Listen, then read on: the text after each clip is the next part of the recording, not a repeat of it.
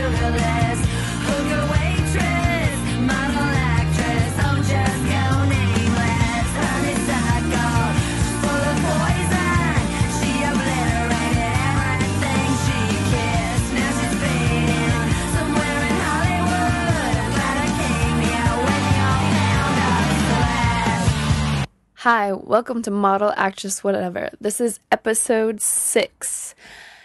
This is a podcast that is about talking to musicians, artists, and basically any people that I think are interesting, and getting to either how they got where they are, or their creativity. This week we have Yasmine Kittles. She is a part of the band called Tearist. They are out of LA. They were on the cover of the LA Weekly, and she appears also in Vice magazine. She has an article, and she gets into some pretty awesome topics such as bisexuality and her lung collapsing, and when your parents think you're famous. Just what's been going on with me, I attended the Death Wish Baker premiere, and if you didn't know, I wrote a song with Skrillex, and the Raise Your Weapon song for Dead Mouse, that was Grammy nominated. So I haven't seen Sunny since last Winter Music Conference, so like 2011 or 2012 Winter Music Conference, and I had all these numbers for him and all these emails for him, and I think when people get famous, like they have to switch it all the time so they don't get stalked. So finally, like, I emailed one of the emails, and I was like, look, hey, it's Cece, can I get in touch with Sunny? And then all of a sudden, and I mean, it was the same day, it was on Saturday, and I get a text from out of nowhere, and it's like, hey, Cece. And I'm like, who is this? And it's like, Sunny. I'm like, oh my God. And so I was going to the Baker Death Wish premiere. It's a skate premiere. And I was like, Sunny, what are you doing? I'm downtown. And he's like, I'm downtown too. And so he showed up like at the very end, and it was pretty crazy because like all the skaters coming out. And even for me, like, a skate premiere is like a weird thing because it's like literally all dudes. There were probably like 4 girls, and actually a skater asked my dude, like, why'd you bring her here? Like, you don't bring your girl here or whatever. And he's like, she can handle herself. But the thing with Sunny was that I thought the skaters would be like trying to beat him up and shit, but they like acted like little girls. They was like, can I take a picture with you? Can I take a picture with you? And everyone was obsessed, and Eric Ellington was there, and all the guys. And yeah, so that was fun. I had a good hang with Sunny, and it's funny because we were at the Starbucks, and like people in line talked to him, and then the people in cars are waving at him, and I'm like, dude, this is like hanging out with like a super hot chick or something. You know what I mean? Like, everyone's looking at you, everyone's hitting on you. But Sunny's a great guy. He takes it all in stride, and he's super positive. And you know, he just wanted to talk about new music he's doing and his plans for next year. So it was really fun to hang out with Sunny. I can't wait to hang out with him again. Hopefully I can get him on Model Actress Whatever. That would be a dope interview because he's like such a great guy. My other super obsession that I can't stop Googling is teeny houses, small houses.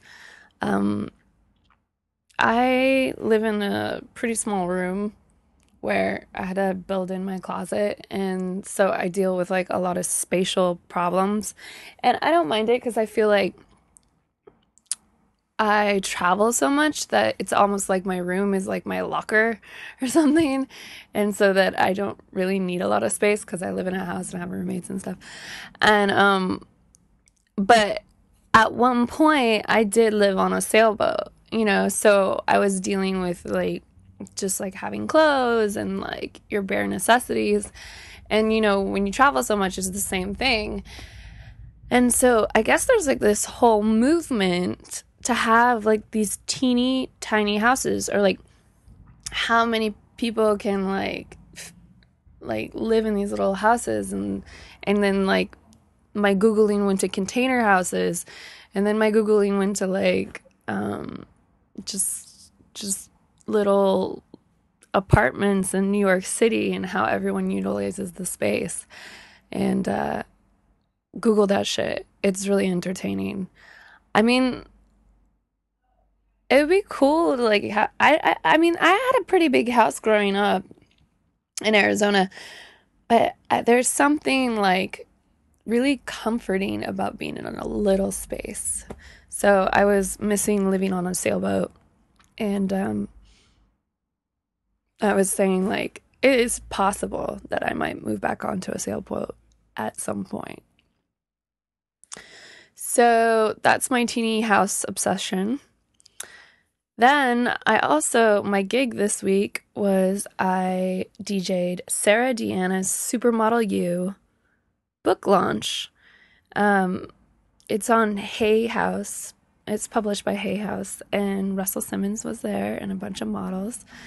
And the book is, Sarah Deanna is a model that, it's crazy because she started modeling, like I was at the same agency as her, Photogenics, and there was like probably only like 8 girls or 10 girls that started Photogenics, and Sarah Deanna was one of them. And then she like kind of launched off and did Milan and Paris and all this stuff. And so now, all these years later, she wrote a book, and like we're all circling back, and I'm a DJ. So it was really fun, and it was a great launch. I want to read you some little clips from the book, and you can order it on Amazon.com. Hold on. We're going to have her on Model Actress Whatever very soon. So here's a little bit from Sarah Deanna's book, Supermodel U. Model myth number 1. All models make a lot of money.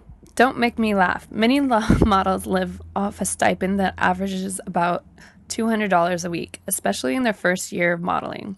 We'd make a lot more money working at a coffee shop, and what kind of money models can barely afford to eat and get around in a city like New York, Milan, or Paris, where many jobs take place. In fact, many models drive clunkers if they can afford a car at all, and shop at thrift stores, vintage stores, cheaper retailers like H&M and Forever 21, because that's all they can afford. But here's one of the ways I think models get it right. Somehow, despite their budgets, they make their clothes look hot. They pull it off. Instead of bemoaning the fact that they can't buy expensive clothes and cars, models tend to pride themselves on finding cool outfits that cost next to nothing. They'll think, this is a total steal, or this dress looks exactly like the Dior one did, or this is an old beater mobile, gets great gas mileage. I'm so eco-chic. They may not be rich, but they tend to have good taste. To be honest, if I hadn't actually believed the myth that models make tons of money, I probably would have never started modeling. I too thought models made millions of dollars. In fact, very few make enough to support even themselves without taking a second job. Many models are bartenders, waitresses, and so on. And just as it is with actors, only the ones whose careers really take off can afford to quit their regular job.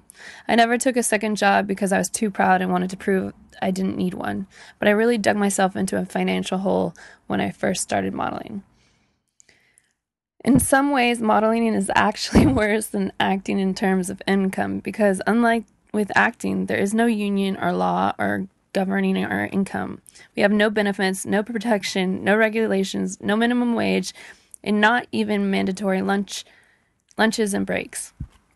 According to sociologist Ashley Mayers in the Pricing Beauty in the Making of a Fashion Model, the median income of a model in the U.S. in 2009 was $27,330. And as I mentioned, that's not with no benefits. Plus, sometimes we don't get paid at all. Models often work for free or get paid in trade with clothes, and it's ridiculous, but it just shows how many people don't respect what we do. A lot of designers don't pay models for their shows or pay very little because they claim it's for publicity for the model. The same is true for magazines, even covers. Yep, magazines work called editorials in the industry don't pay or pays very little. So, some realness coming at you from Supermodel U, Sarah Deanna. Hopefully we'll have her own model actress very soon. And back to Yasmine Kittles. She's a superstar, and you need to listen to her music and tearist. So let's get to the interview. Model, actress, whatever. This episode is brought to you by Dom. The donation button does work. Dom is our sole supporter right now, so if you feel like you want some more model actress support, PayPal that shit. All right. Yasmine Kittles. Okay. Ambiance. Okay. It's the kitchen, Venice Beach, Yasmine Kittles, model actress, whatever. We're on a podcast. Is this your first podcast? I don't think so. No. I did like a really long one for like Viva a long time ago. That was the very first one I ever did. Who's Viva? I just like lost my mind. It was like some American Apparel bullshit thing, and it was so long, and we would like talk for an extended period of time and then play a song and then I'd talk longer, but my bandmate refused to talk at all. Do you hear that airplane?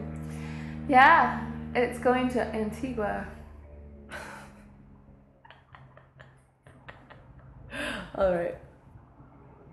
We're in the flight path. If you want to cut out the noise, we can. No, it's fine. I don't care. Right. Hi. Hi. It's been a minute. It's been a really long time. Did you miss me? Did you miss me? I did call your dad on his birthday. Oh, you did? Good. So what are you going to talk about? What was that noise? So what are we going to talk about? That's really cute. I threw him a huge birthday party. Like a karaoke birthday party. And I had like all my friends there that were actually like singers and rappers. And my dad like couldn't understand like why everyone was so good at everything. He was like, everybody was so good. And I was like, well, I mean, they should be, because there was like Dev, and like there was like it was just like a ton of people, like I think like one of the girls from like that Haim band, which I don't really know them, but one of them came and sang, and it was just like so many people that I couldn't even like list off everybody, and they were all just like killing it on the karaoke. And my dad was like, and we made him a penis cake, and yeah, it was really sweet. It's really sweet. You like flew him out, and he's like, I'm going to a movie right now. No, they moved here. Your parents moved here? Yeah. Why? To be where the action is. Me. Are you like the only kid? I have two like half sisters that I didn't really know until like kind of recently, but so yeah, I'm like the baby. What does that mean? Like, so your parents, you're the only true kid of your parents? Well, like my dad was married before me. Okay. My dad was married before he was married to me. Don't marry your dad. That's incest. My dad was married to someone before he was married to my mom, and so you're like second family. Yeah, but like he spent he's grown. I've grown up with him, and they didn't grow up with him. And my one sister, I only knew her from like, she was discovered like by John Casablancas when she was like 14, 15 in a mall in Georgia. And so then my only knowledge of her was from like the covers of magazines and stuff like that. And so I didn't really understand what having a sister was, other than like having someone that was supposedly related to me that was like super in magazine. beautiful. Yeah, and like, so I was like, oh, okay, that's what it means to have a sister. Is like, oh, she'll be on the cover of magazines. That's what it means. I just couldn't understand what the connection was. Because you're a kid, you're just like, okay. So how much older is she? She is, I really don't know. She's like, at least right now, like, I think she's 40 something. Yeah, so she's like way older than you. Yeah. But then she was like top model. Yeah. She was like, she hates being compared to Brooke Shields because that was the number one comparison was Brooke Shields, and she was just like, oh, I don't think she's pretty at all. But then she stopped modeling because she got knocked up. No, she was just like, I don't want to be in a. I mean, I'm not trying to mock her. She was like, I don't want to be in a profession where like the only thing anyone cares about is the way I look, and so. And I don't want to make millions of dollars for doing nothing. I think it just was like killing her. Yeah, I mean, I understand that ish in a sense, like with like certain things. It's like I can't imagine, like I don't like being hit on or something if someone doesn't know me, because it's like you don't have any idea. You're who like, I am. Yeah, at all. So like, what the fuck, like I was like the nerdy kid. I mean, I still am the nerdy kid, but like I was really like not the like attractive one. It was like always like, okay, I had to be funny. Because that's like all I had. It was like to be funny or interesting or talented. Yeah, I'm really talented and I'm really like funny. No, but it was like I had to really kind of like hone in on these other things that were like I was really passionate about. Well, isn't that the point? Is that like you have something that's of worth that isn't fading and yeah, no, I mean, I'm so glad. Like you're not going to like kill yourself at 30. Yeah, no, I mean, I'm glad that like everything happened the way it did, because it's like I still have the mentality of like when I was just like, oh, because I always was like, oh, I wish I was the the one that all the guys liked, or something. And I was like, oh, when will this one boy like me or something? And excuse me, I remember I'm burping. I remember like lying underneath my bed. There was like this like trundle bed or something. Like lying under the bed listening to this like Keith Sweat song being like, I mean like really melodramatic, just like being like thinking of like some boy that I wanted to like me. I mean like I really wasn't that upset, but like I liked that feeling, so it'd just be like, it's like that Twisted song. It's like, you got me twisted over you. You know that song? And so I'd always listen to that song and be like, oh, when will he like me? And then I think like after high school, it was like a couple of years later, I like went back and someone was like, or like we had like I went back to Dallas, which is where I went to high school. Oh my God. And then, I went back to Dallas and like somebody was like, oh my God, like someone screamed across the room, oh my God, when did you get hot? Swear to God. And I was like, so mad. Like it was like. But didn't you say you lost weight, or like now that you're? I was really thin in high school, and then I gained. Because your mom's always like, oh, you're anorexic. Yeah, now, but like, over the past like 3 or 4 years, I lost like 25 pounds by accident. Okay. I mean, no, like, I mean, I genuinely I got into a depression, and then I just like stopped eating bad. Like I couldn't eat like all the foods that I ate before. Yeah, which were actually the ones that were like starting to give me stomach problems. The more I started eating again after being depressed, and so then I just kind of like kept it simple, and then it just like kind of was like the way, like that, maybe that was like the way that was supposed to be, so like freshman 15, but it was like freshman 25. Like freshman like. So wait, take me back. So Texas, they're like, oh, when did you get hot? Like, yeah, like at that point you've always dealt with kind of like body issues. Yeah. stuff like that. Well, because my mom, at that point, it was weird too because I had gained a little bit of weight, but I think I just figured out kind of what my look was ish, or I was starting to, and but in high school I was just kind of like God knows what the fuck I was trying to do. It was just like I had no clue like what was going on, like fashion or hair, anything wise, and how to wear any kind of makeup at all. And well, it wasn't your focus. I mean, were you no. kind of like choir girl, or were you? I mean, I sang a lot. Like, I was in choir, and I was like a theater. I started like a ton of clubs. I was like the Rushmore. My mom compares me to like the Rushmore.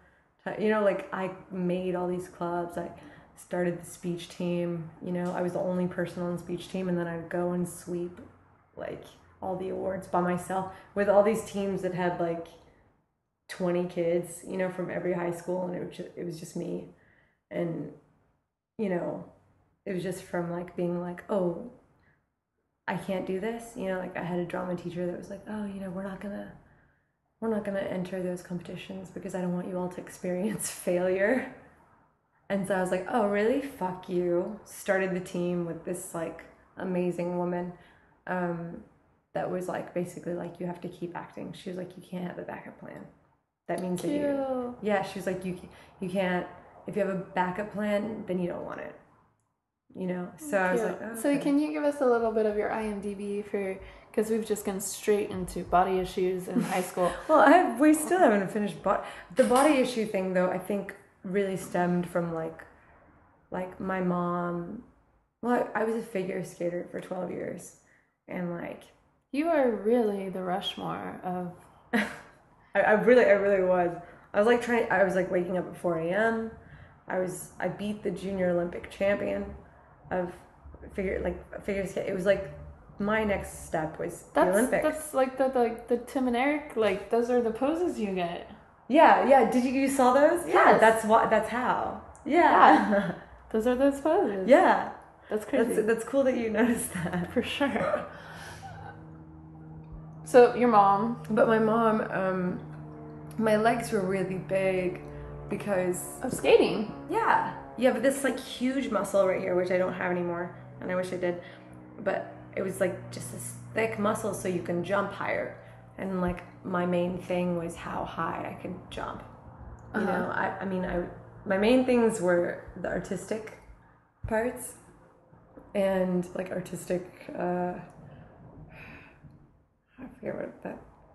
Whatever I forget the title of that, but everything artistic, I would always like get the highest scores, and then my jumps were really, really high, so that was always like a big thing, and it was because my leg muscles were so developed from like just wanting to get higher and higher and higher, and but my mom would always say that like I couldn't wear certain things because my legs were too big. She would just say, your legs are too big. And then I got into, like, I think after high school, I had like a favorite skirt, and it was a really short skirt. And my mom was like, it was my favorite skirt. And she was just like, you cannot wear this. And I was like, what do you mean this is my favorite skirt? And she was like, only skinny girls and girls with small legs can wear this skirt. Your legs are too big. And I threw that skirt down. Like I was like horrified. I mean, I should have, naturally I would have been defiant, but I was just like humiliated somehow. Like, oh, I can't believe I've let people see me so disgusting. Yeah, like your own mother is telling you that I'm disgusting.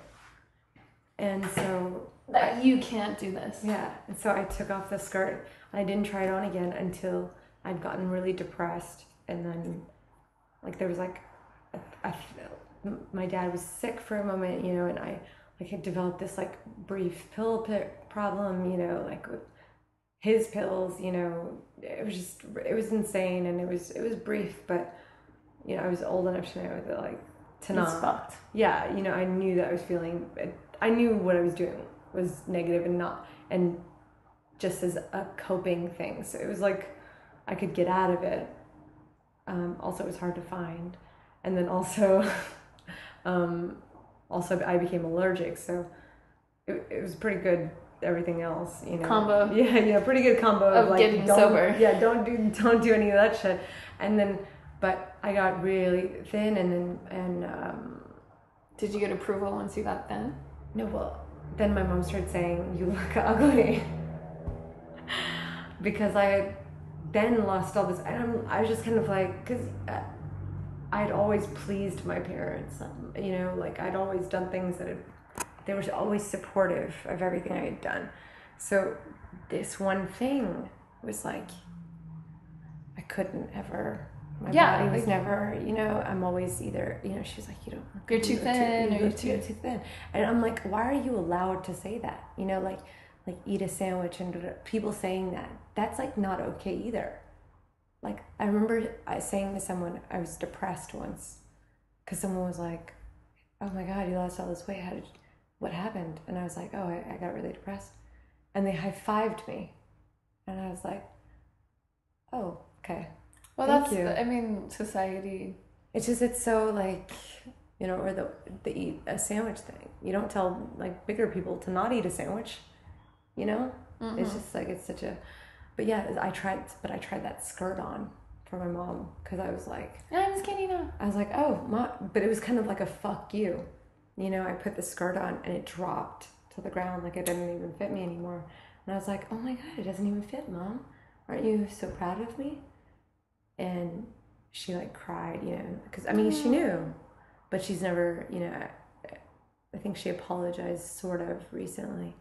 But, you know, it was, I don't want to say it was fully her because I do have a choice, and people dwelling in like, oh, my parents did this to me and that to me, and that's why I'm like this. I think that's bullshit. But I needed her to fucking like recognize, you know? Well, I mean, that's the responsibility of your like loving your children unconditionally. Yeah. And it's like if your parents set the example of like, I don't accept you, then how is society or other people going to?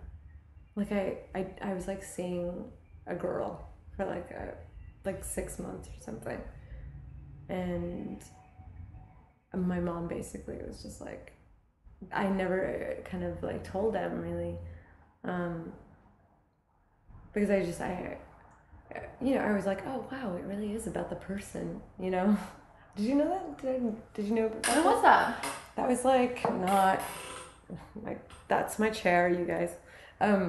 It was not this past summer, but the summer before, I think. It was like for like 6 months, or maybe a little bit less. But you know what I was just thinking? I was like, I've never really like I've never like known your boyfriends or known who you've been with. You know what I mean? Like you're such a separate entity. You know what I mean? Like you are tearist, you are your comedy and your acting and stuff, you know. Yes. I haven't really seen you in a couple situation. Yeah, and it's because I'm really, I want the person that I'm with to be really representative of me. So sometimes I just don't. You don't take them out. And I don't. Go, you know, hey! like unless I'm fully sure, you know, and you know, it's like I don't want.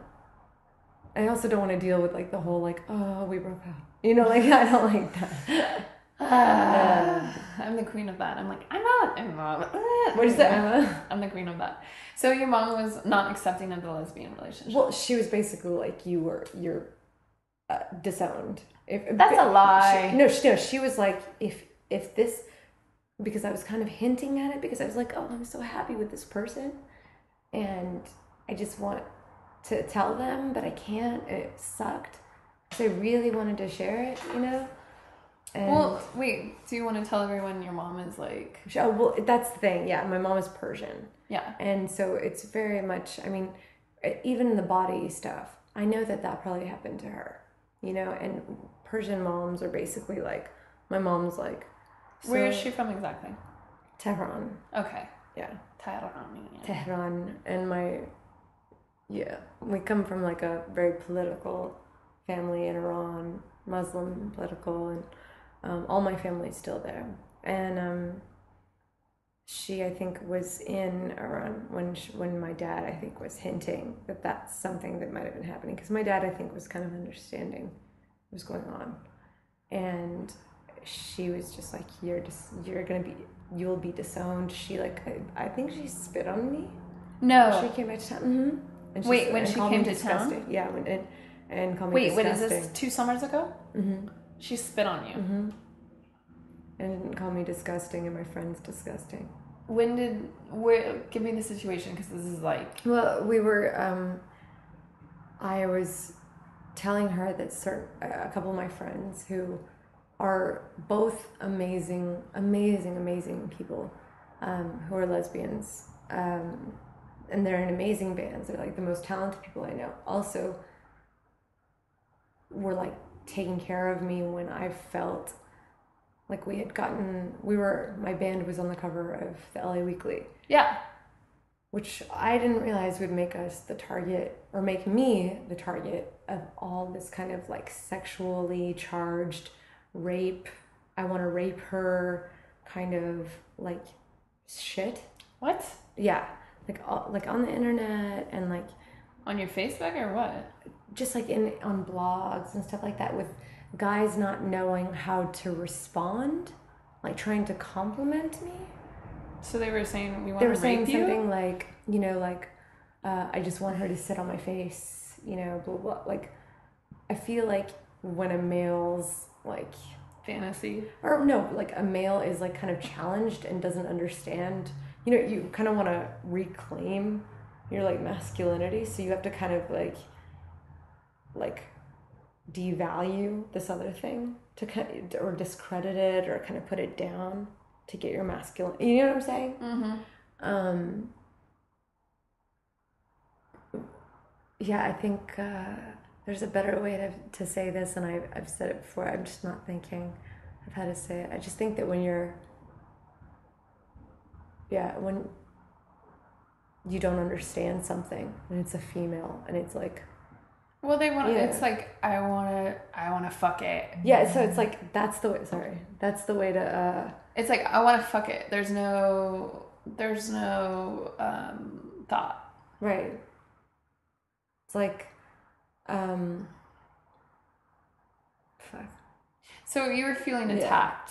No, I was by the publicity. But by that, you know, and then Bust magazine like wrote a thing about it, and just about how like, why is this acceptable?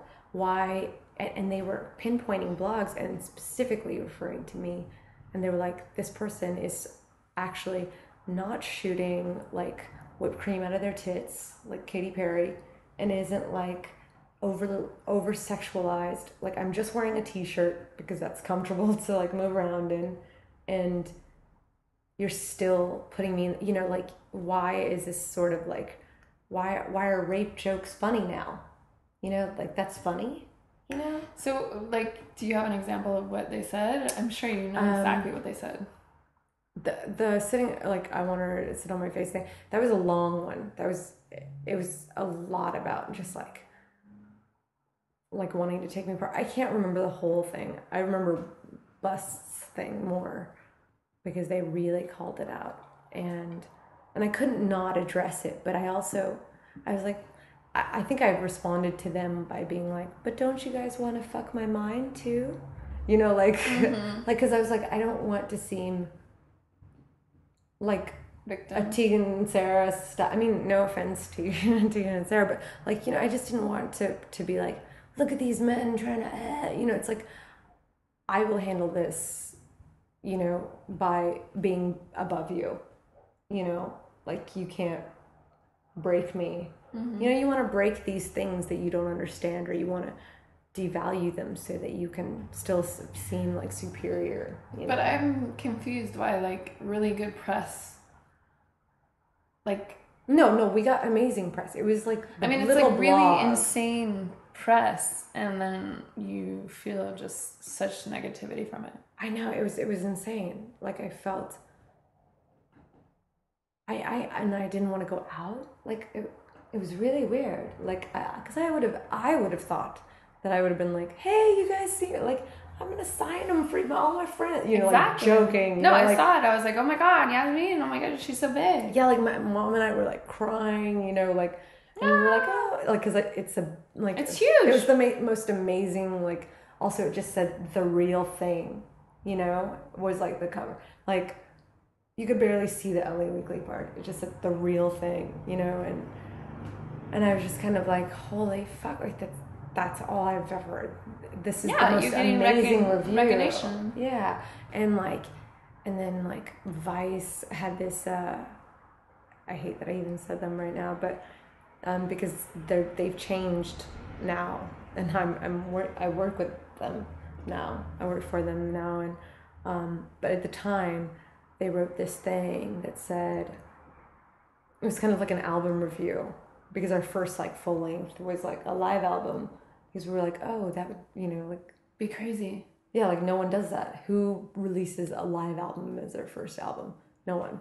And what would make more sense than we're known as this live band? We got publicity before we ever had recorded anything, like for a long time, based on our live shows. So obviously, let's release a live album, and the press behind. I mean, like the things that were being said about that were amazing, amazing. And then Vice wrote this thing. Well, it was like a vomit face. And it said something like, basically it compared us to a blowjob, or me, or something, somehow. And then it said that I probably like choke sex. And for the review of the album, Oh my God. okay? Like, this is not even like about my band. I love being a female singer in a rock band, right? It's like, oh, I'm sorry. Wait, what about the music? Oh, never mind. I probably like choke sex. And it said, and then they were like, and I really want to like you, tearist. And it was like, and I do actually. And I'm probably going to go to your next show. And I'm probably going to try to not make eye contact. So they gave a compliment after, like, they had just like kind of. They're like your mom. Yeah. I mean, my mom's fucking great. I mean, I feel bad having said that. You know, she doesn't know any better. Like, she does now, you know, but it was so fucked up, and I was like so destroyed by it. Like, I mean, not destroyed, but I was just like, how the fuck? Like, you didn't even listen to the album because you didn't even mention that it was a live album, which was the main thing. So, I mean, I talked to someone at Vice before I was like working with them about it, and this girl immediately got on the phone and was like, oh really? Okay, hold on 1 second, and just got on it and was like, fuck no.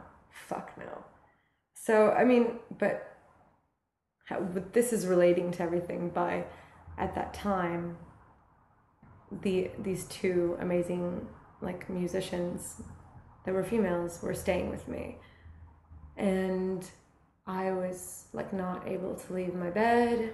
Like, there was someone I respected that had also, and I definitely won't mention this person's name, but they had violated me a little. Just like your space, your mind, your body. My body and my space.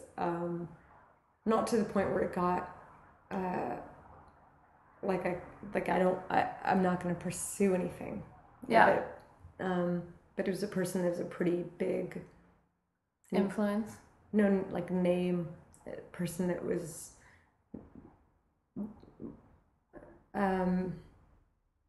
Anyway, but they were around and had done that during that time too. So it was just like everyone's coming after you. Yeah. It's like the media, personal people. Yeah. People you trusted. Right. And so like then you had like some girls staying with you who were just feeding you, comforting you. Right. You know, like, you know. I love it when like you're in your bed and you're watching Netflix and you can't move. That's it. That was it. And someone's there like, you're not gonna die. Yeah, no, and they're like, but these were like really kind of like, one of them was a really angry person, and the other one was also angry about what was going on, but you know, was like able to talk to me, and they were just kind of like shaking me, you know, to be like, this is fucked up, this has happened to us, you know, blah blah blah. And so I felt like, wow, like this is like, these are like true friends. I mean, they were true friends, you know. They stayed with me through it. I mean, I felt like I had like, I needed, they were like Protection. my crutches, you know, like they were like holding me, and we would go out as a group, and it was always like I had these people that were ready to protect me, and at a time when I felt really like unsafe, which was so strange to feel that, you know. But so I kind of had said to my mom, you know, like that, you know, these are my friends really took care of me, and blah, blah, blah, whatever. And so we had this, she basically started talking about my friends, and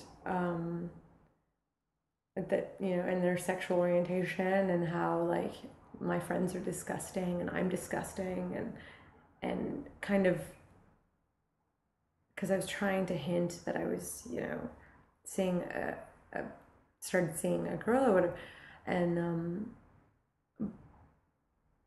it's just, that's when I was just like, how dare you call these people who have taken care of me disgusting? And when did she spit on you? Around this, like, it was like just a huge fight. Was she in your house? She was in my house, and I like kicked her out, and I mean, and that's the thing. It's like, that's the culture, you know. It's a passion. Passion. Yeah.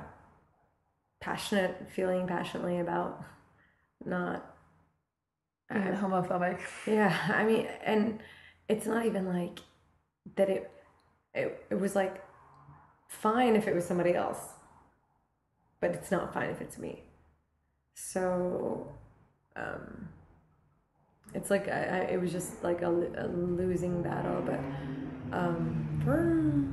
hey, motorcycle club. Hey, what's up? Yeah. So that was a bummer.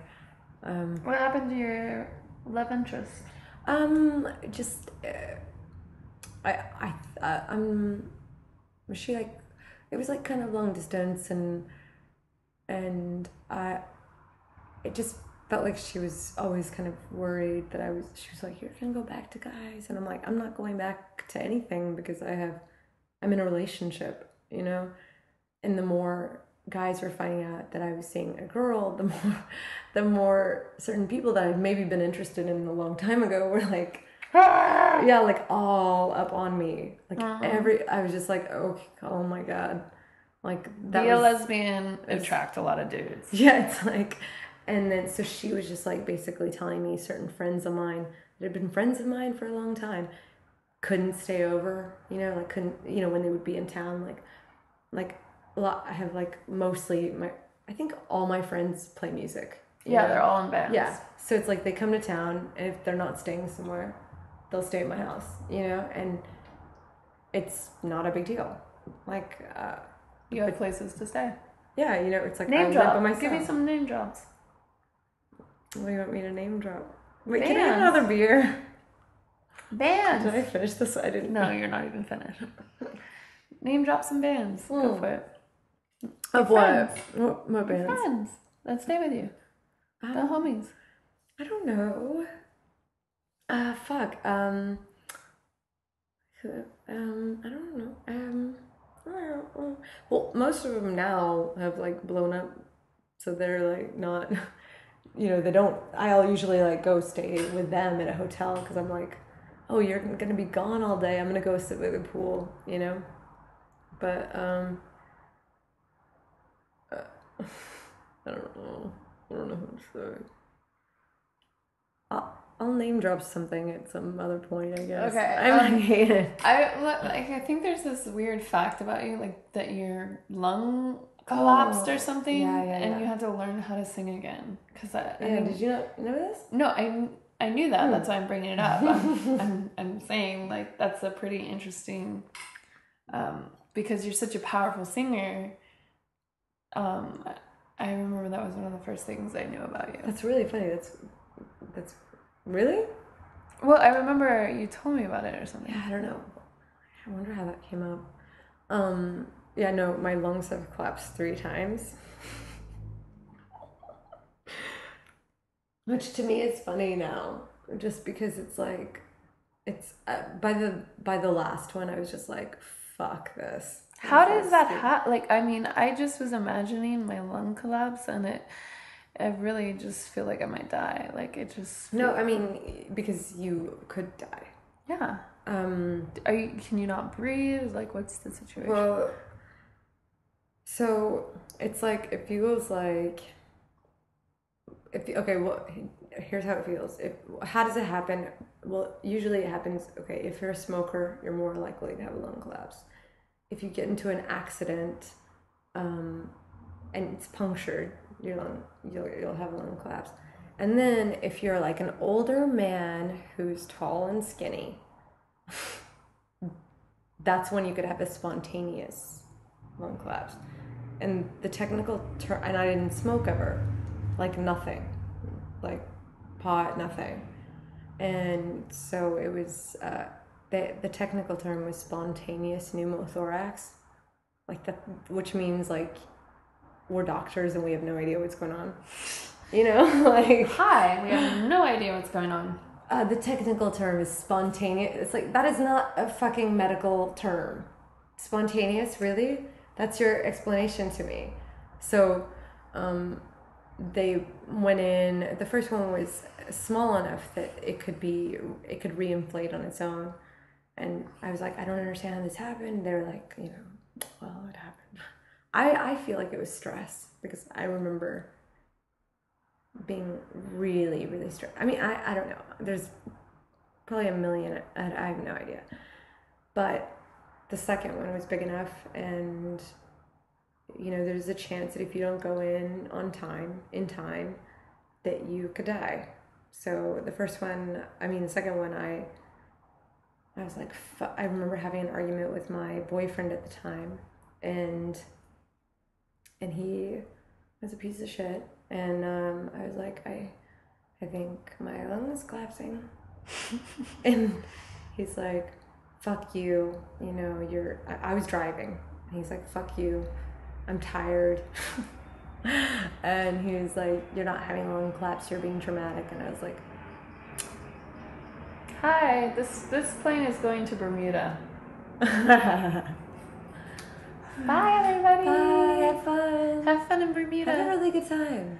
Okay, so he's like a douchebag. Yeah, and he was like, obviously he should have said something like, let me drive. Oh my God, let's go to the emergency room, Hey, it's like oh my the God, motorcycle smallest club. dick in the world. Okay, Yeah. so I was like, I was like, no, I think so. No, I feel like I am. And what it feels like is like you're having a heart attack. I'm assuming I've never had a heart attack, knock on wood. But it's like a stabbing in your chest, and it's like a fat man sitting on your chest, blocking like your ability to breathe out, and every now and then you're getting stabbed. Okay. So it was just like a really fun time. And then so I went home and I grabbed some of my stuff, and he was too tired to drive because I knew that this was a bigger one, so I felt like I might have to stay there. I didn't know, and You're like, I might just pack a day bag. yeah, no, I did. It was like I was pregnant or something. I went and got some stuff. You're like, I need some moisturizer. And I was like really kind of calm about it. I was like, I just need to go check and see if that's what's going on. And I walked in, and when you have this is how you know it's serious, is when you are in a wheelchair. All of a sudden, when you felt like you could walk, all of a sudden you're in a wheelchair and you pass the guy that's like been shot in the head in the waiting room. Yeah. And you're immediately you do not wait in the waiting room at all because you can die. Yeah. But I never thought about like that. That never occurred to me that I could die. I was just always just like, oh, this is so annoying. My lungs are collapsing. Like, God damn it. Like, again. So then, yeah, so I went in and How do they reinflate your lung? they put tubes in. Both sides have collapsed, so you can like see scars and whatever. But they put tubes in, and they basically suck the fluid out. Okay. It's the most disgusting thing in the world. It's so disgusting. Oh God, it's so disgusting. And I would always have, and my friend, it felt like a party by the end. I mean, okay, so you go into surgery, and what they have to do is staple these things called blebs, because apparently they popped. Some people have them and they never know, and some, you know, they don't know what makes them pop sometimes. So they go in and staple, and they put the tube in. You have to stay in the hospital for like week, 2 weeks, 3 weeks, whatever, and until it's back. And then, and I was living in Austin at the time, and all my friends were there, and they like put cool lights up, and like they would like come to the hospital before they would go to like The club. the bar, yeah, the club, which I could see like The from club. the outside, yeah, from outside my window, and they would flash the lights of this one bar for me. It was like really, really sweet. And one friend would bring like a record player, and we were like listening to records. I got presents. I was like, this is great. I mean, obviously I was on pain medication, but I mean, I was on morphine, which I hated because I just was like, my crotch itched so badly. And then I just didn't, I just wanted to feel normal. So when you get out of the hospital, the only thing they say, this probably has gone on too long, but the only thing they give you is Vicodin. They're like, Here's some Vicodin. yeah, they're like, this is gonna help with your, that's it. You don't have any other thing prescribed. And so, you know, I never wanted to take it because I wanted to know if I felt better. You know, I wanted to know if I was feeling pain, you know? Mm-hmm. And I didn't like feeling drowsy and woozy and whatever at that time. And then when the third one happened, I was so annoyed. Like, I was just like so... Like, God damn it! I was like, again, are you fucking... And I waited. I even went and had coffee with a friend of mine because I had a coffee date with a friend. And so I was like, so we're having coffee, and I told my friend, he was like, what are you gonna do like the rest of the day? And I was like, oh, I'm gonna probably go head over to the hospital. And he was like, what do you mean? And I'm like, oh, well, I think my lung collapsed maybe. I'm not sure though.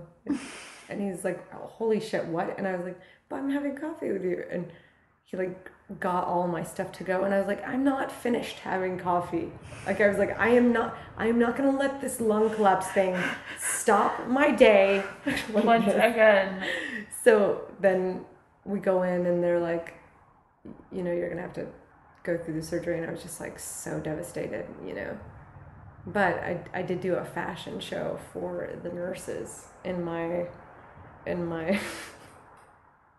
little ER outfit, which they thought was really cute and fun. I mean, I think as far as the drugs will let me remember. But that was a really bad one because after they were pulling it out, it collapsed 2 more times. So they had to redo everything, and so I've technically had 5. And then I think because of that, I think it scraped my vocal cords, and which deepened my voice. Like, I used to have like a much higher voice, and my range was like, I was like a first soprano, and I also couldn't sing. I couldn't, you know, like, so I had to like relearn how to, I had a thing that was like, I had to suck to show like what my lung capacity was. I had to suck on this machine. Yeah, it was like a exercise tool. Yeah. And I couldn't ever. I mean, it was always just like I had no lung capacity basically, and I had to kind of relearn how to everything. You know, like breathe and walk. You know, like, and like this is normal, and this is, you know, like breathing in your nose and breathing out. You know, it was just. it was heartbreaking. I mean, because I was also trying to sing while I was in the hospital. The whole time I was like trying to sing because I was like, don't lose it, don't lose. So I think I've built up my lung capacity now to a degree, but I have a fan on stage, like when I play with tearist, because it's like I move around so much that I can't get air quickly enough. And so I think a lot of people think it's for my hair to blow and look like an 80s music video, which It works for you. yes, I would love that. But like it's I need to be able to have that right there. The fresh air. Right, just to like put my face in it so I can get it quickly. Just like some kind of like, okay, this is coming in quickly and fast and filling, you know, and it's on our rider and some people don't understand, and we had to put that it was a medical thing, and it's just if there's not a fan, we'll have to cut the set short because I can't breathe at all. Like I'll like pass out. Like, and I've almost vomited and passed out on stage from like it being just too hot, or I can't get enough breath. Hey. Hey. So your lungs collapse. Blah blah blah. Fun stuff now. Fun stuff. Okay, so your lungs collapse, and then, but you sing all the time, and you're on the cover of LA Weekly, and you have new projects coming up. What's going on? Right now I'm working with Dave Sitek, who is an amazing producer, and he was in TV on the is in TV on the radio, and he started a new label, and so he's about to release like my band and Khalees, and he did a project, his Maximum Balloon project with Miguel. He did a song with Miguel, which is like unreal. Like I'm obsessed with Miguel, and I think so. Scarlett Johansson has a new project coming out, which at first I was like, oh, I don't know, you know, because she did that Tom Waits thing, and I wasn't sure about that, you know. It wasn't Tom Waits, it was Tom something else. Tom Waits. It was Tom Waits. All covers. Tom Waits? Yeah. Okay. I mean, unless look it up. Google that shit. Google that shit. But so I was kind of curious about it, and then he started playing the song like Dave did, and I was like getting really into it. I was like, oh my god, this is amazing, it's amazing.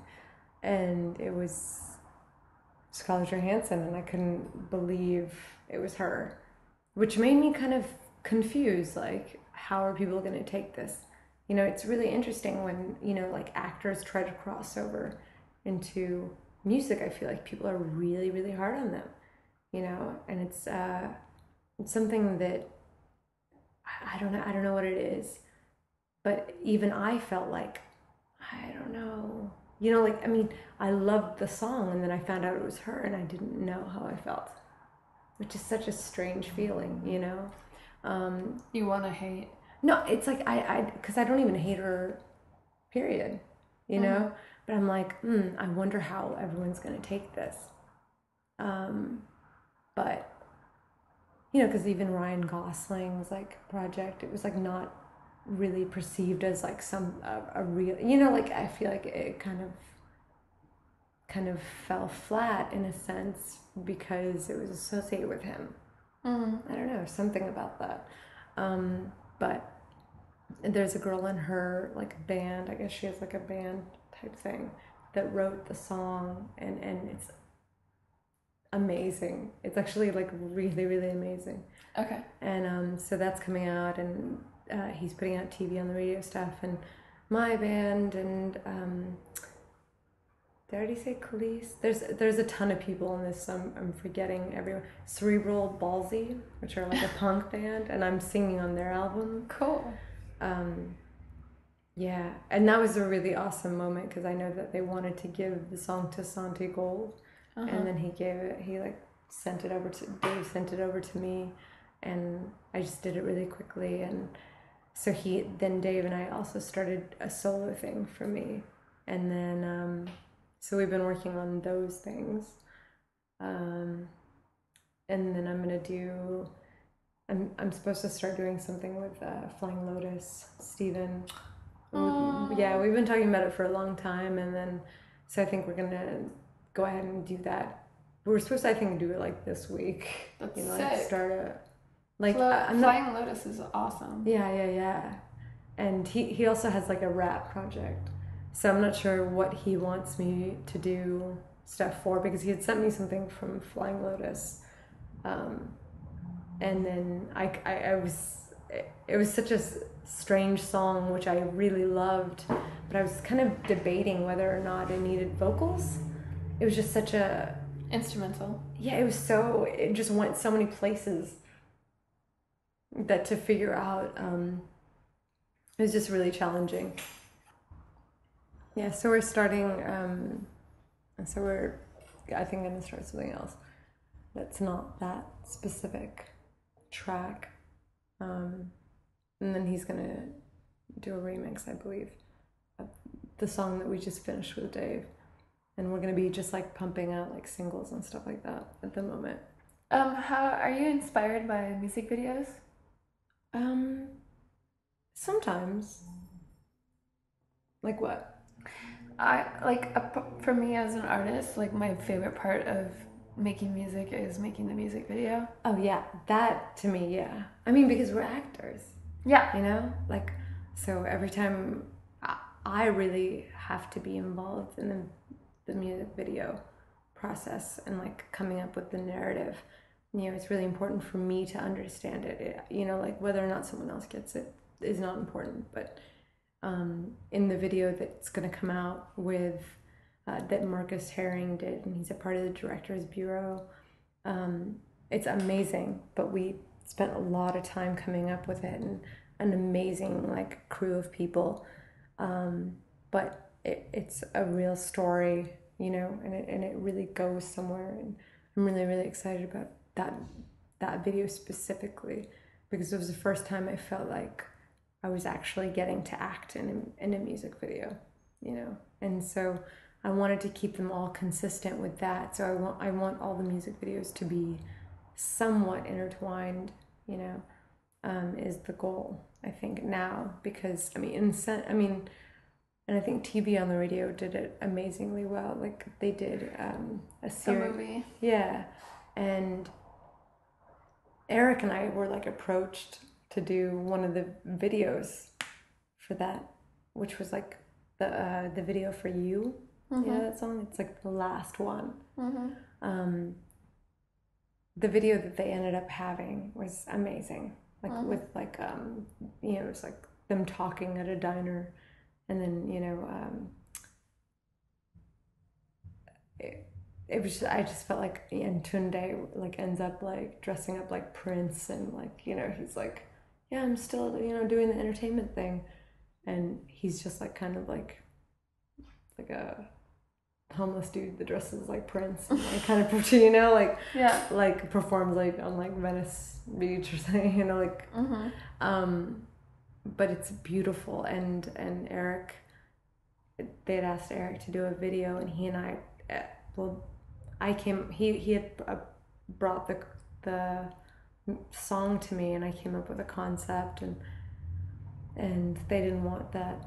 I'm happy that they didn't because what they ended up with was great. Exactly it. You know, it was like spot on. But yeah, like what they were doing. I mean, because essentially, like I mean, all the songs should be intertwined because I feel like it's all coming from the same place and it's all a part of our same experience. And if it's coming from me and it's honest, then why would it not continue? You know, as a part of my psyche. With the visual. Right. You know, so it's like it should continue. It should all be continuous somehow. There should all be something linear that just travels through. Even if it's just like something small, you know. The small inspiration. Yeah. You know, like I just want them all to be connected. It's all a story and it's I mean just like our lives. You know, and it all connects. There's nothing about it that I mean unless we're being dishonest and we're writing songs just to make a pop song, which is also valid and awesome, and I love pop music, but unless it's but if it's something else, then I think that it should all connect.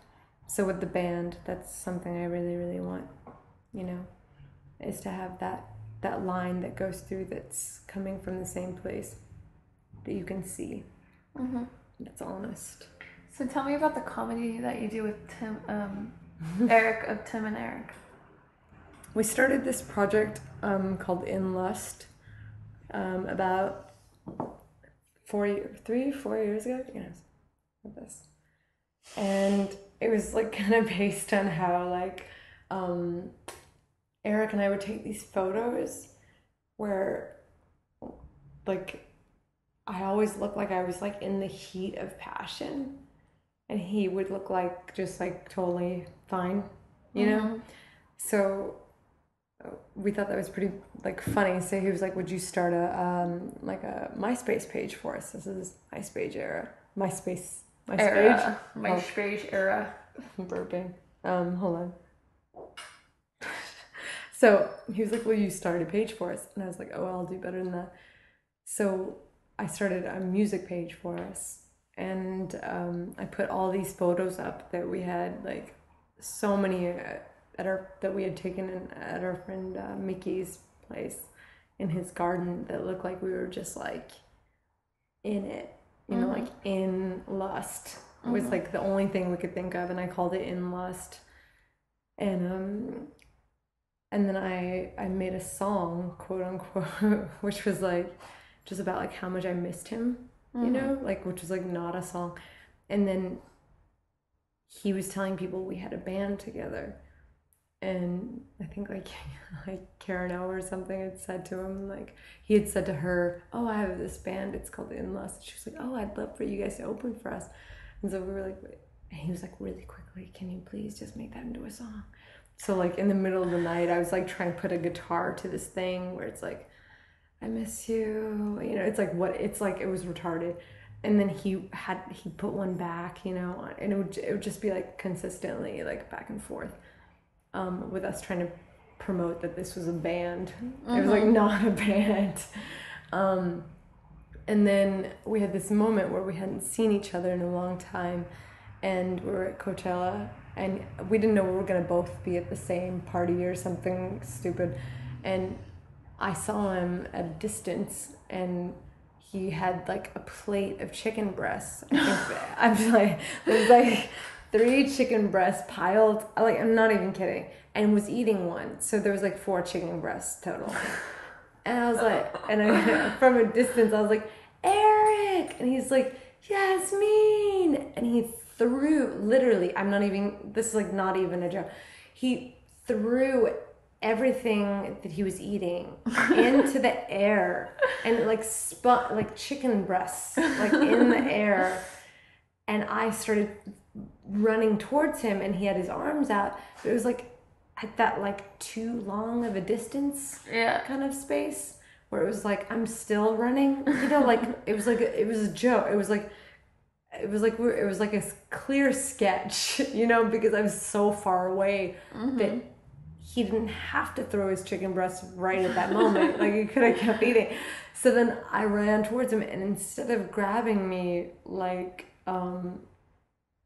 because normally when we would greet each other, like he would always lift me up and we'd hug each other and we'd be like, I love you. But instead of grabbing me normally, he lifted me by the like thighs up into the air. Up into the air, like with like my crotch kind of at his face. It wasn't really, like it was more like my stomach was on his face. Yeah. But it was like a figure skating style, exactly. And so I was like, I love you, and everybody was looking. But we were kind of like oblivious because like you were in love. And we were just like, we were like so excited to see each other, and it was like too funny of a situation. Yeah. And then we looked over and realized that 1, everyone was watching. 2, it had been all filmed. So we're like, oh fuck. And then we told the people filming, I think it was like, I can't remember what magazine it was. It was like maybe Flaunt, I think, or something like that. I love how there's magically cameras everywhere. Yeah, and we were like, oh, and then we were like, oh, we can do it better. We can do it better.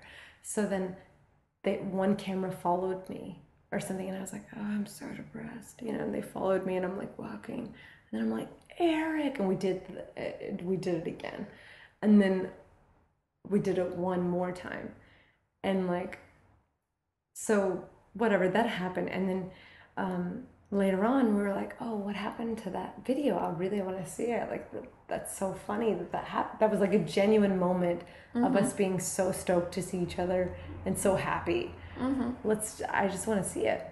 And we tried to get a hold of the people. Maybe it was Anne. I can't remember. But we tried to get a hold of the people, and we got like some kind of nasty message back that was like, sorry, this isn't for you guys to use. We never intended this for blah blah blah. And Eric's like, well, I'll fucking, if they use my image, I'll fucking sue them. Like, how the fuck are they gonna like tell us they're not gonna show us like something we were in that we did at their party? Like, just like show it to us. We're being nice, we're like just asking to see it. And so then after that, I was like, well, why don't we just do it like all around places in LA? No, I remember this video. It's so good. Oh, sorry. I don't know who that is. It's Texas. Texas is calling. Yeah, debit. Yeah, that's my debit card. No, anyway. Yeah, no, so like, I was like, why don't we do this just like all around LA? And then, so we agreed that would be like a funny thing to do. And, but we definitely have to include some food flying all over the place, and we would just recreate it in different spots. And I really wanted to do it like in a grocery store, like everywhere. And then one day, Eric's like, we got to do it today. And I was like, I can't. And I was like, we can't. Like, I was like feeling sick. Some like really bad shit had happened that day. He was sick. I mean, I didn't have any clothes with me. He was like, we have to do it. And I was like, fuck, that sucks. Okay, fine. Like, I'm having the worst day ever, but okay. And so we both, like, in the worst mood ever, went and shot this thing. He was like, we can only do it, we're just gonna try to do it right here, like in the middle of Hollywood, and try to not get stopped by any kind of security or something. And then and then we started doing it, and I had like just like randomly had leotards in my car. like you do. Oh yeah, I have American Apparel everywhere. Yeah. No, it was my leotards from like figure skating. Like, it was like I have like my old Capezio leotards. Oh my god. With me for some reason. So no tights. I was like, okay, I'll just wear them. I'm fine. And then we made this video, and like didn't expect anything of it. I thought it was probably gonna end up not. I mean, we did some figure skating stuff, some figure skating moves in it, and like no one was even fazed by us. Like, when we were filming it, I was like, why is no one even looking at us? Like, no one even cares. Like, there were people at the Chinese theater that were just like so casual, like did not even. There's a big guy and a little girl with her crotch in his face, and nobody cares. Yeah, it's like you don't even care, like, at all. Like, no one cares. Okay, fine. And so we did it, and we were having to film it so quickly, and then he put it up, and like I think in the first like day we got like that, like a few tens of thousands of views, and we were like, what the fuck is this? And then after that, like, he pitched, like, Vice wanted him to do something for their fashion issue, and he pitched something that was like too expensive. I think he wanted like $70,000 or something for like some real animals or something, but I don't know. And then instead, I mean, they were like, no, obviously. So then we ended up doing a shoot which was like kind of mocking like fashion and Vice and everything with Jill Greenberg, who's an amazing photographer who Do you know Jill Greenberg? Mm-mm. She did like those monkeys that were like, they looked like they were crying, and the babies that were crying. Oh, I know that. Yeah. No, It I was think like I've seen those photos controversial. of you. Yeah. Where you're like in leotards and Yeah. It was like we had like an 8-page spread.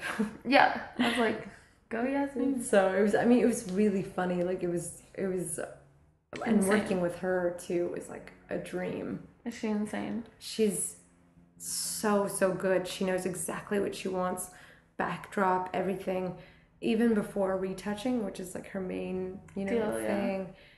Even before that, it looked perfect because she knew exactly lighting wise where everything needed to be. I've never worked with anyone like that, and it was so, and the things the positions. I mean, you've got to see the outtakes. Like the positions that Eric and I were in were unreal. Like it was ridiculous. Like the ones that didn't make it are some of my favorite ones. I mean, and then my parents had them all like poster sized, framed. That's sick. It's really cute. There's like a shrine in your house. Yeah, shrine of like me and Eric in that, from that shoot. But yeah, so that was really awesome. And then we have another video that we haven't released yet, but like that's, and then through that, like I started off when I was in Austin, when I was acting a lot. I was doing a lot of comedy, and I moved out here with a film, and we won the LA Film Festival, and it was like a dark comedy, and I kind of had stopped doing that, and then I guess like kind of around Eric, like my friend Doug, who was the editor of Tim and Eric's show, was the one who introduced me to Eric, and he also edits like Portlandia, and he and I like started hosting a comedy show together. I don't even know how this happened, but we started doing that, and then so Doug and I just did another pilot type thing, and so there's a lot going on. And then I'm doing the Vice stuff, which is like kind of mostly comedic. What is the Vice stuff? It started off where it was like the new editor wanted me to do a column on whatever I wanted, and he had spoken on the phone with my dad, who's a ridiculous character. Like it's insane. He's very opinionated, and I feel like my mouth is like super dry. So I decided, I went back home for the holidays, like for like Thanksgiving. I always go back home, but I had been on Conan with my friends in this band called Das Racist, and we'd been friends with them for a long time, and they'd asked me if I would be on Conan with them, which I was like, I assumed I'd just be like booty dancing or something. I had no idea. But they had been so supportive. We had both supported each other. I think we played one of their first shows with them as well. So it was like we had all been supporting each other for a long time. And they just kind of like exploded. But they asked me to be on Conan with them. And then one of our friends, my friend Patrick, who's in Chairlift, also was like going to be on as well. So I didn't realize I was going to be actually playing, so I was like playing, the cymbals and so anyway, whatever. It was a huge deal to my parents. You're on Conan. Yeah, it's like all of a sudden they thought that, and another film that I'm in was on Showtime all the time, and so my parents believed that I was like super super famous. So like they were like clapping as I like descended the escalator. I mean, they were just like convinced, and they were like trying to rush me out of the airport because they were in Dallas. Okay, yeah, you're famous. Yeah, like and my dad had left like LA weeklies around Dallas, Texas. Yeah, from like April. Go for it. But it was November, so at all his favorite spots. And so they were. Did you like ship them like 50 of them just to? Like... I did not. I personally did not. But they happened. They came out when this all was going on. Like, so they went to like the amoeba and just like oh yeah. There was like many. So so when I got back to town, like my dad's like, I think they recognize you from Conan and all the time, and like lost his mind basically. They rushed me. I mean, I was wearing a t-shirt and like high heels. Like that's probably why people were looking. You know, it was like it had nothing to. You know, just like, were not dressed properly for Dallas. Right. It was like, I'm in Dallas. It's fucking cold outside. And I'm wearing just a shirt with like high heels. Like, I mean, I would look too. Also, you clapped for me as I came down the escalator. I mean, what do you want? Hi. What do you want? Supportive parents. Like, woo! Like, also, the reason I did that was because my mom, if I emerged from the airplane looking like shit, she'll tell you. Well, she'd be like, things are not okay. They're not. She would always just be like, so you're not doing very well. You know, I mean, like always like super. So I had to like look like I was preparing for like a boyfriend or something. Mm-hmm. You know, like or like the fucking like the Pope. Or the fucking Golden Globes, or like Jesus Christ. Actually, Jesus would probably want me to be really natural.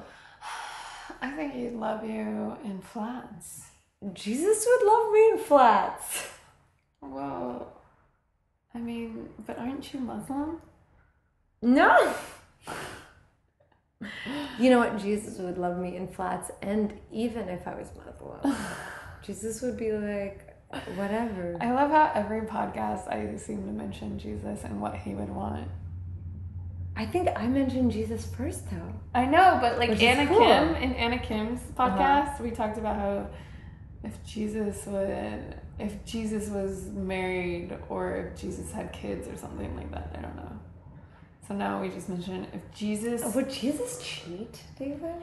Jesus would find a love. I feel like Jesus, he would find a way to like sweet talk his way, and like into like the free love zone. I'm the son of God.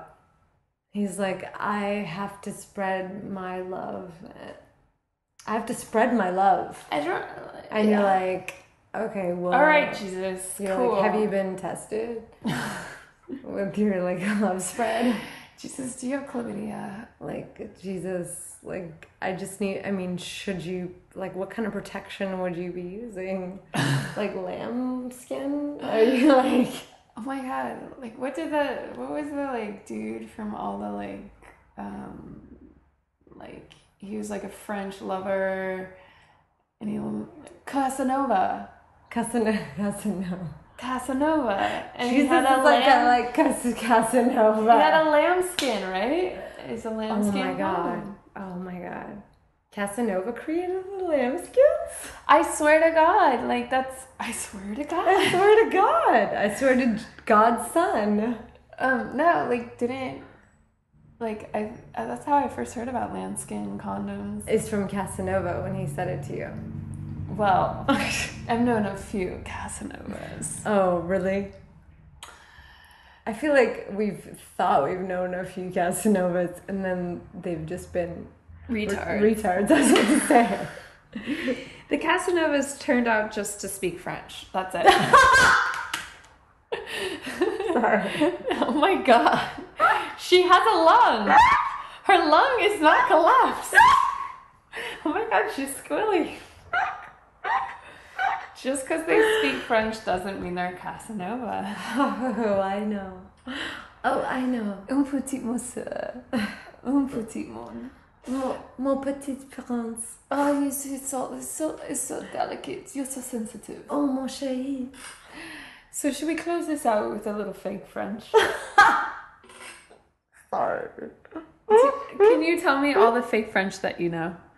No, I studied French for like 4 years. So... No, but I don't remember it.